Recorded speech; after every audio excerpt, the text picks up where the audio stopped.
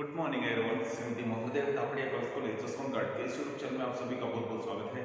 आज का हमारा जो डिस्कस का टॉपिक है वो है राजस्थान में योजना काल में कृषि की स्थिति क्या रही है। तो आज का हमारा टॉपिक यही है। इसके लिए हमने कुछ पॉइंट्स ले रखे हैं, उसके आधार पर हम आज इस टॉपिक को डिस्क्राइब करेंगे। राजस्थान में पंचवर्षीय योजनाओं में कृषि विकास।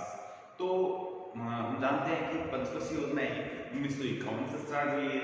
वो राजस्थान है जो कि कृषि क्षेत्र है, इसको कृषि क्षेत्र माना गया है। यहाँ का मुख्य व्यवसाय कृषि और पशुपालन को माना गया है। और ज्यादातर आप देखेंगे तो इसी में ही ज्यादातर संभावनाएं और ग्रोथ की गई है। तो जो कि यहाँ का जैसे कि ट्रेंड चल रहा है या ट्रेडिशनल जो यहाँ काम चल रहे हैं उसी के अकॉर्डिंग यहाँ की सरकारों ने यहाँ बड़ी मात्रा में है जो खर्चे किए हैं।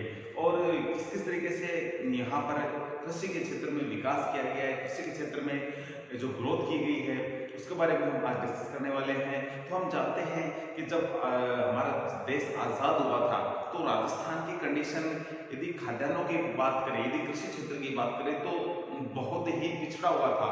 लेकिन जब हरित क्रांति का यहाँ सूत्रपात हुआ 1967 में, तो उसके पश्चात जो 1967 का जो दौर था उसके पश्चात है जो राजस्थान में बड़ी मात्रा में प्रोडक्शन हुआ। और कंडीशन ऐसी आई कि राजस्थान पहले जो प्रथम पंचवर्षीय योजना में दूसरे जो क्षेत्र है वहां से खाद्यान्न को आयात करता था, मंगवाता था खाने वाला अन्न भी, जबकि उसमें आत्मनिर्भर हो गया हरित क्रांति के पश्चात। और न केवल आत्मनिर्भर हुआ बल्कि दूसरे जो स्टेट्स है उनको निर्यात भी करने लगा। तो कहने का मतलब है कि वर्तमान में यदि राजस्थान की बात करें तो राजस्थान में रहने वाले लोगों को राजस्थान में इतना प्रोडक्शन होता है कि उनके लिए सफिशिएंट है। और इसके अलावा एक्स्ट्रा भी प्रोडक्शन होता है जो कि हम दूसरे राज्यों में जो बेच भी सकते हैं, निर्यात कर सकते हैं। तो कहने का मतलब यही है कि राजस्थान खाद्यान्न के मामले में और एग्रीकल्चर जो फसलें जितनी भी प्रकार की है उनके मामले में अब आत्मनिर्भर हो गया है। आत्मनिर्भर तो हुआ ही है और दूसरे राज्यों को निर्यात भी कर रहा है। तो इस तरीके से देखा जाए तो यहाँ पंचवर्षीय योजनाओं के दौरान या योजना काल के प्रारंभ से ही अब तक है जो कृषि क्षेत्र है वो बहुत ही शानदार तरीके से आगे विकसित हुआ है, बढ़ा है। और किस तरीके से बढ़ा है, क्या क्या चेंजेस हुए हैं, तो उसके हम बात कुछ बिंदुओं के आधार पर करेंगे। तो सबसे पहला हमारा जो पॉइंट है वो है कृषि विकास दर में वृद्धि। कृषि विकास दर है जो कि हम जानते हैं योजना काल में जो स्टार्टिंग 1950-51 में ये 0.5% ही थी। हमने लिखा 0.5% ही थी। लेकिन योजना काल के बाद 1951 के पश्चात लगातार वृद्धि हुई इसने और प्रतिवर्ष 3% की दर से इसने ग्रोथ करते हुए वर्तमान में यदि बात करें तो ये 5.8% के लगभग है। तो इसकी जो ग्रोथ रेट है वो बहुत अच्छी है। इसने 3% की दर से ग्रोथ करी है और वर्तमान है जो बहुत ठीक कंडीशन इसको मान सकते हैं। तो दूसरी बात करें खाद्यान्न उत्पादन में वृद्धि, तो खाने वाला जो अन्न है खाद्यान्न है हमारे, तो उसमें भी हमने काफी ग्रोथ करी है। हमने आंकड़ा लिख रखा है 1951 का, इसमें आप देख सकते हो 29.4 लाख टन है जो हमारे यहाँ प्रोडक्शन हुआ था, यानी लगभग 30 लाख मान लेते हैं इसको। लेकिन योजना काल के पश्चात आप आंकड़ा देखेंगे 2009-10 का, इसमें 107 लाख टन है जो प्रोडक्शन हुआ। ये भी अकालों के कारण, इससे जो पूर्व जो योजना थी उसमें 121 लाख टन है जो प्रोडक्शन हुआ था खाद्यान्नों का। लेकिन लगातार 5-6 साल जो 2004 से 10 के बीच में हम मान सकते हैं कि अकालों की स्थिति रही थी, जिसकी वजह से यहाँ जो प्रोडक्शन में गिरावट है 107 लाख टन। फिर भी आप स्टार्टिंग से देखेंगे एंड तक तो आपको इसमें ग्रोथ नजर आएगी, ये लगभग 3 गुना बढ़ गया है। तो कहने का मतलब लगातार इसमें वृद्धि हुई है। अखाद्य फसलों के उत्पादन में भी वृद्धि हुई है, यानी जिन चीजों फसलों को खाद्यान्न में नहीं जोड़ते हैं, धान के अंदर नहीं जोड़ते हैं, तो उनके अलावा भी हमारे इस क्षेत्र में जो नई फसलें हैं वो भी उत्पादित की जाने लगी है। तो वो उसका आंकड़ा देखेंगे 1985 का उनका आंकड़ा हमारा, इसमें आप तिलहन यानी तेल निकालने वाली जो फसलें हैं उनकी बात कर रहे हैं। तिलहन का जो प्रोडक्शन था वो 0.8 था, कपास का है जो 0.6 है और गन्ना है जो 0.5 लाख टन है जो इनका प्रोडक्शन हुआ था। लेकिन आप देखेंगे हमारे पास नया आंकड़ा वो है 2008-9 का है, इसमें आप देखेंगे कितनी ग्रोथ हुई है, इसमें 51.78 लाख तिल का प्रोडक्शन माल हो गया, यानी बहुत बड़ी मात्रा में ये हमने ग्रोथ करी है।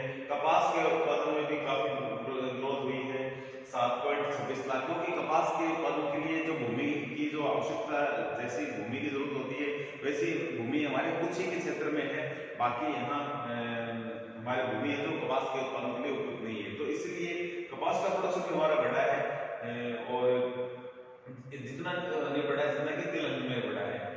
गन्ना भी हमारे क्षेत्र में है जो काफी बड़ा है, 3.88 लाख टन है जो 2008 का आंकड़ा है, और वर्तमान आंकड़ा देखेंगे तो ये और भी कहीं आगे अधिक होगा।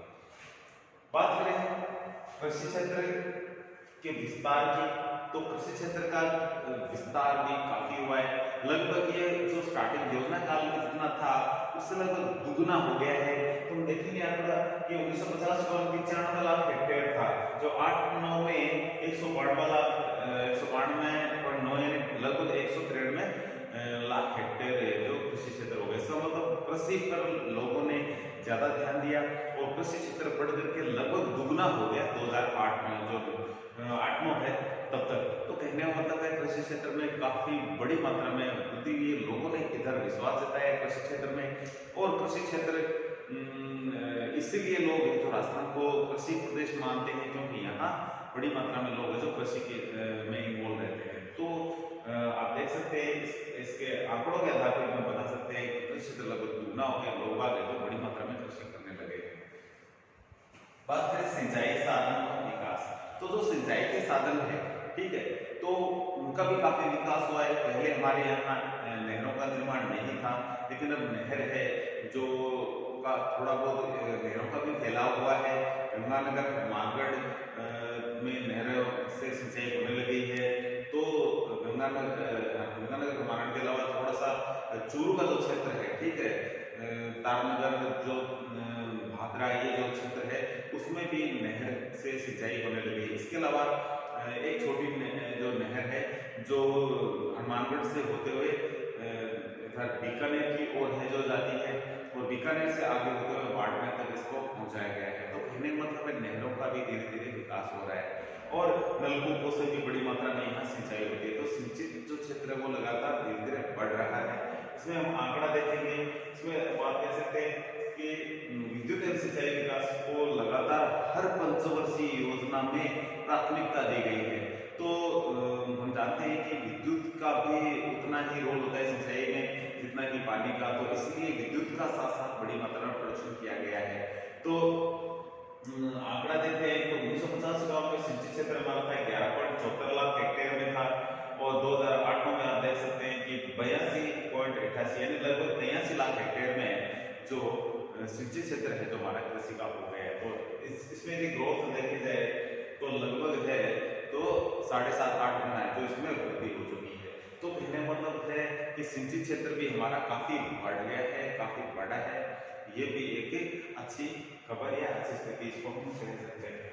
भूमि सुधार कार्यक्रम, भूमि सुधार कार्यक्रम के अंतर्गत जब 1985 गांव में जो भूमि है जो पहले राजाओं की हुआ करती थी, जमींदारों को ये सौंपी जाती थी, और उसके बाद भी किसानों को कृषि कार्य के लिए देते थे और बंधे लगा लेते थे।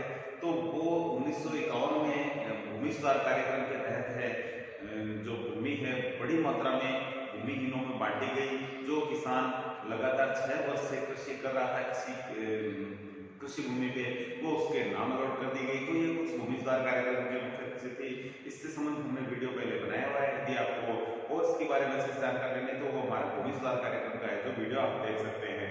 तो कहने का मतलब है कि भूमि सुधार कार्यक्रम के अंतर्गत भी हमने काफी अच्छा यहाँ काम किया राजस्थान में, और भूमि सुधार कार्यक्रम के तहत जो भूमि की जो मात्रा है आप देख सकते हैं 5 लाख एकड़ भूमि जो भूमिहीनों को दी गई है, जिनके पास भूमि नहीं थी उनको दी गई, और जो छोटे चक थे उनको बड़े चकों में परिवर्तित किया। छोटे चक का मतलब भूमि का टुकड़ा होता है छोटा।